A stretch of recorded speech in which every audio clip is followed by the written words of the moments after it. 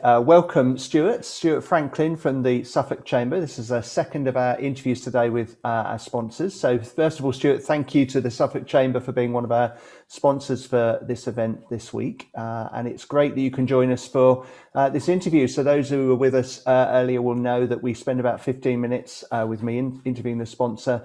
And then there'll be opportunity for people to ask questions. So everyone knows how it works now. They can pop their questions in the chat and we can find out a little bit from Stuart about what he does and if he has any further top tips from obviously what we share about today. So Stuart, welcome. Thank you for joining us. Thank you for giving up some time. Tell us a little bit about yourself and your role for Suffolk Chamber. Yeah, morning, Colin. So I'm the Business Development Manager for the Suffolk Chamber, which is the county chamber. And I have been in the role since 2018. My principal role as the Business Development Manager is to look after our current members that we have and work with potentially new businesses who are looking to join us. Great. So, I guess for the Chamber, as much as for anybody else at this time, that, lockdown and all the things we faced has been a real challenge. And so how have you responded to the challenge yourself as a business? Yeah, we've had to be really proactive in what we're doing. As a lot of people be aware, a lot of time the Chamber run face-to-face events that obviously due to COVID are no longer possible. So we've been very proactive and like today, for example, we do online events that have proved very popular. Another thing that we done very early on was produce a daily COVID-19 hub with all the information that was coming from the government that businesses, both members and non-members, could find in one place.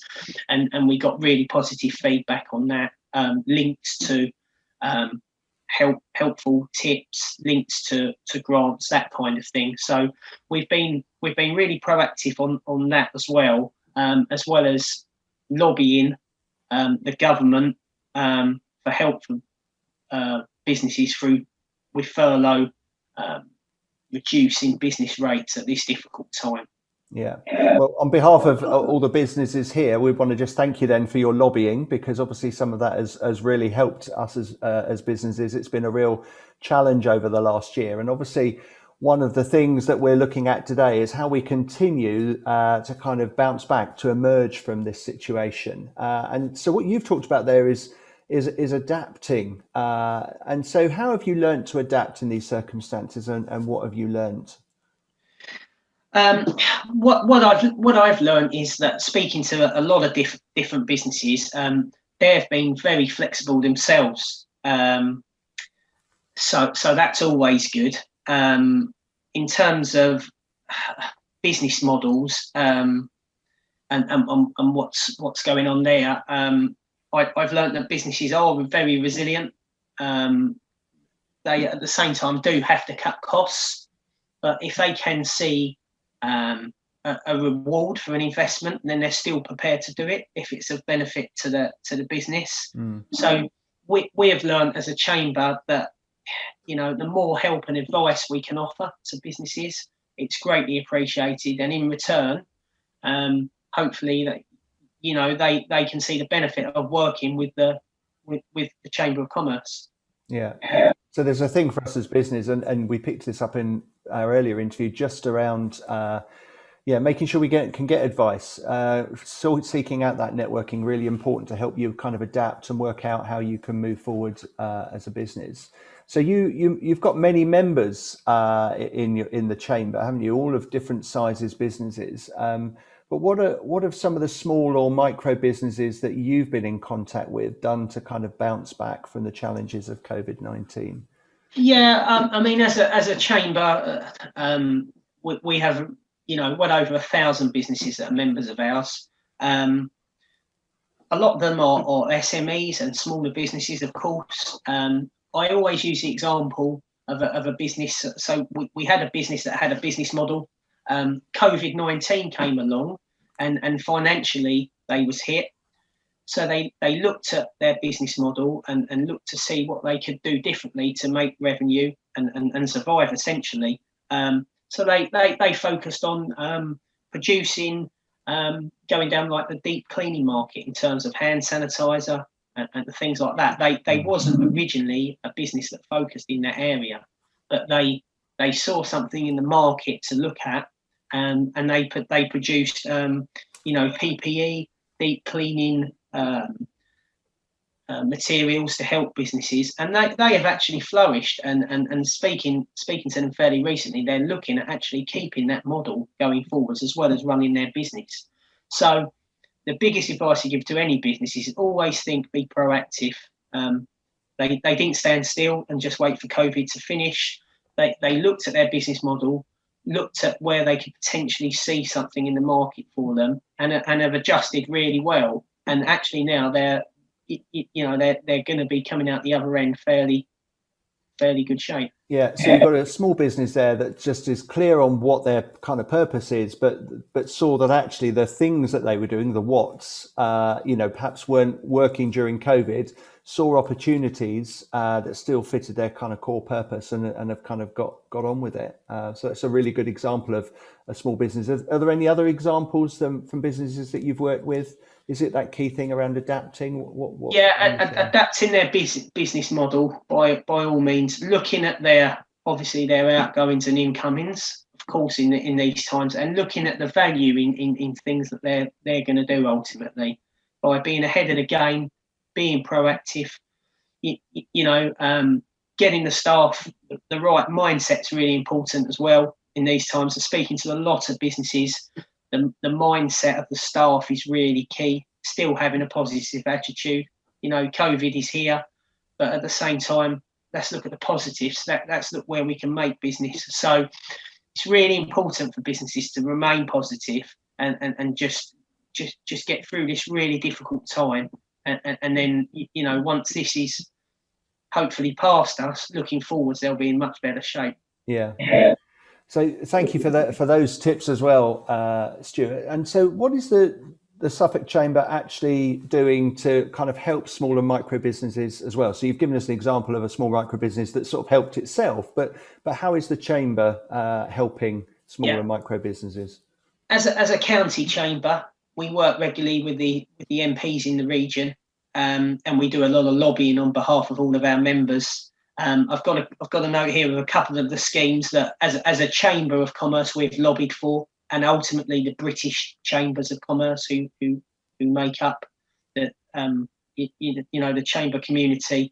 One of the things that we've lobbied for massively is for the government to suspend VAT payments for 3 months to help businesses. Obviously, it's crucial that business can get any help at this time. So lobbying for the suspension of VAT payments for 3 months, which has been very successful. Mm-hmm. Another thing that we're speaking to the Growth Hub, who we work with, obviously the Chamber, is about businesses who slip through the net. So making sure and speaking to the government and the local MPs about support for businesses who do slip through the net, and bringing out a new loan for them, so to speak, to make sure that they can get through this. And also another thing that we've spoken about to a lot of businesses is the furlough side, about asking the government to extend the date furloughed employees must be on the payroll. Mm-hmm. Obviously, there's nothing worse for a business and an employee if they start, COVID's then hit, they can't be put on furlough because they don't qualify for it. So it's to make sure government are fully aware that extending the furlough period, so it's a shorter time for employees need to work at a company before they can qualify for it. Great. So a real explanation there of some of the lobbying you've done to help us. Is there any kind of advice element that the kind of Suffolk Chamber offers to small businesses as well? Yeah, one of the key things at this time is looking at the ways you can promote your business during this difficult time. Go back to this word again, being proactive, attending things like this, networking sessions, meeting other businesses, getting your name out there, what you're doing. It's amazing by just raising your profile and meeting people, even if it's not today. In 3 months' time, a business may remember you and then get in contact with you. So it's thinking about how you can promote your business and how you can be proactive and really raise your profile in the local business community. Yeah, great. So just some simple tips for us there. Is there anything else beyond the proactive networking that you think is useful for us? In turn, stay positive. You've got to stay positive. Look for the future. Obviously, it's key that businesses stick together during these times as well. We all work together as a community. As a chamber, we're here to help you. If businesses have questions, they can approach us and we'll do our best to answer. It's all about helping everyone together through this really difficult time. Great. So it's amazing how time flies, doesn't it? And so our kind of questions are done here. So thank you, Stuart, for sharing some of that thinking. It's really, really helpful. And so now it's over to the kind of members here that have joined us as to if they have any questions for Stuart. So we'll have a look on the chat and see if we've got any questions from anyone. I can't see any in the chat yet. So if any of you have any questions you want to raise, either pop that in the chat or give me a good visual wave so I can hopefully see you if you have a question for Stuart. Oh, I've put one in the chat for you. There's one in the chat, is there? Yeah, me. Is that one from you, Alison? Yeah. Yeah, great. Do you want to ask? I work with a particular client whose whole business is about helping businesses in difficulties. So one of the things that occurs to me is the length of time people will have to pay back C bills, B bills, and the latest, what's it called? The RLS loan, which is Recovery Loan Scheme. Now, they're only loaned by appointed banks through the British Business Bank. But I think one of the problems that a lot of businesses will have once COVID starts to ease is having to rebuild the activity in their businesses. And I wonder whether, in fact, some of the periods by which the loans have to be paid back aren't a bit short, allowing for that, and whether BCC is aware of that and will be lobbying for extended periods of time. I mean, it's obviously down to individual lenders whether they're prepared to be, helpful in that sense. But it needs, I think, it needs highlighting personally. Yeah, I think that will definitely be raised, Addison, at some point going forwards. Again, it's something that will probably be brought up by a few businesses, and I would imagine in the fullness of time, when things, do get slightly back to normal in more detail, then it will probably be raised across the chamber community, I would imagine. Every business is in the same boat, so yeah, I would imagine that would be raised, and it's something that will be looked at in due course. Well, otherwise you end up with a lot of suddenly insolvent companies who can't do anything about it, really. I mean, that's one of the issues. Yeah, absolutely. Yeah. Great, thank you for raising that, Alison. I'm sure Stuart will take that back as well and do his best with the team at the chamber to fight the good fight on our behalf. So thank you. Kim, we've got Anya waiting to come in the waiting room. Oh, right, okay. So we've got a question from Alan Scott. So Alan, do you want to ask your question of Stuart? Sure, thanks, Colin. Stuart, a couple of issues have come up, obviously, in the chat today that I've been having with members. But one particular concern, which I'm sure we're very much aware of, is for the smaller businesses who take only a minimal salary for tax efficiency purposes, and then take most of the rest of their remuneration as a dividend. It's been quite tricky for them. Has the chamber got any advice or help for people in that situation? To be honest with you, Adam, we probably do. We have our own policy team that do the lobbying side. I would probably point you in their direction to speak to them directly. As a business development manager, the truthful answer is I don't know the answer to that. But our policy team, who we have someone full-time employed to do that, would be how to steer any of the businesses here today or anybody in the right direction. Like I say, we can always, if we don't know, there's always somebody who we can get an answer from. So I'd rather not answer that directly because I don't know the answer to that. That's fair enough. I think it's always been a nightmare, I think, for some of those businesses. So, always happy to point them in the direction of the chamber if that's... Absolutely. If they speak to our policy team, they'll be more than happy to point you in the right direction, whether it go through the county council, whoever, they'll point you in the right direction. Yeah, absolutely. Thanks, Stuart. Thank you. Great. Thank you, Stuart. So we've got any other questions for Stuart, either on the role of the chamber or anything that he's learnt or the team at the chamber have learnt, any advice that you're looking for? Any questions for Stuart? Oliver, you've got a question for Stuart. Yeah, hi, Stuart. I just got a question about the sort of post-COVID world, I suppose, with the self-employed grants.